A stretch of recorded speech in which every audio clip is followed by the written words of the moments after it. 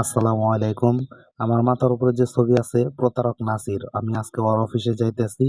আমি সহ আরো ৩-৪ জনের কাছ থেকেও প্রায় ১৫ থেকে ২০ লাখ টাকা নিছে। আমার কাছ থেকে নিছে ২,১০,০০০। দালালের বাড়ি হইল নারায়ণগঞ্জ ফতুল্লা স্টেডিয়ামের পাশে। নারায়ণগঞ্জের লোক যে এত খারাপ হয় আগে জানিনি, টাকা দেওয়ার পরে এখন হারে হারে টের পাচ্ছি কতটুক বেদব আর খারাপ।